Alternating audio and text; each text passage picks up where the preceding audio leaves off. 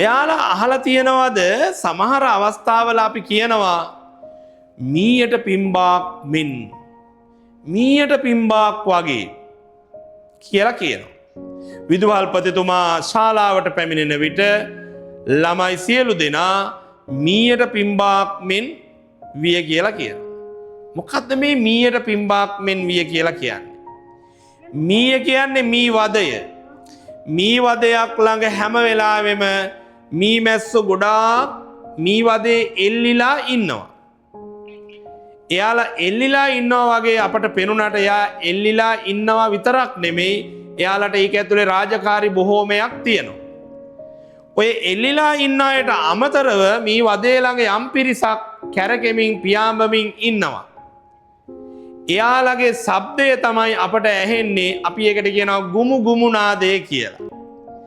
මීමැස්සෝ පියාඹනකොට එයාලගේ අත්තටු ගැටෙන සද්දය තමයි අපට ඇහෙන්නේ මීමැසි නාදය නැත්තම් ගුමු ගුමු නාදය හැටියට. තේරුණාද? ඉතින් කවුරු හරි කෙනෙක් මේ මී වදේ ළඟට ගිහිල්ලා කටෙන් පිම්බොත් කියලා එහෙම පිම්බොත් මී වදේ ළඟට ගිහිල්ලා කවුරු හරි එහෙම පිම්බොත් ඇත්තටම මොනවා වෙයිද? අපි හිතනවා එහෙම කරන්න තියා හිතන්නවත් බෑ. ඒක බොහොම අවදානම් වැඩක්. ඒක භයානක වැඩක්. මීමැස්සෝ ඔක්කොම ඇවිල්ලා අපේ මූණ පුරා ඇඟ පුරා විදලා අපිට අනතුරක් කරයි කියලා අපි හිතනවා. ඇත්තටම සිද්ධ වෙන්නේ ඒක නෙමෙයි.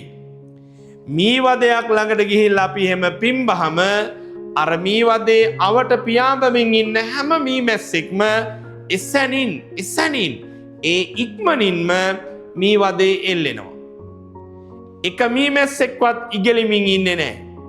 හැම කෙනෙක්ම මී වදේ එල්ලෙනවා. එක මීමැස්සෙක්වත් ඉගිලෙමින් ඉන්නේ නැත්නම් එකම ගුමු ගුමු නාදයක්වත් ඇහෙන්නේ නැහැ. නිශ්ශබ්දයි. අන්න ඒ නිසා තමයි අපි කියන්නේ මීයට පිම්බාක් මෙන් කියලා. මෙතන අපිට ඉගෙන ගන්න තියෙන ලස්සන පාඩමක්.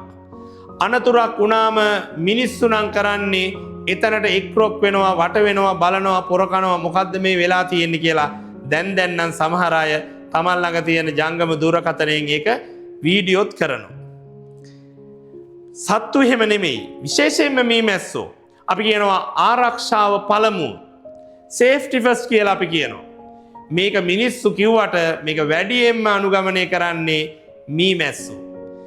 මීයට පිම්බහම මීමැස්සෝ සියල්ලට පෙර එයාලගේ මී වදය, එයාලගේ මීමැසි රැජිනව, එයාලගේ සමාජිකයෝ, එයාලා දාලා තියෙන බිත්තර, එයාලා රැස් කරලා තියෙන මීපැණි, මේ සියල්ලම අපි ඒකට කියනවා මීමැසි රාජධානිය කියලා.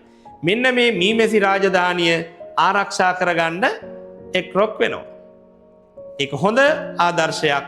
සත්තුන්ගෙන් වුණත් ඉගෙන ගත යුතු දෙයක් තියෙනවා නම් අපි ඉගෙන ගන්න ඕන.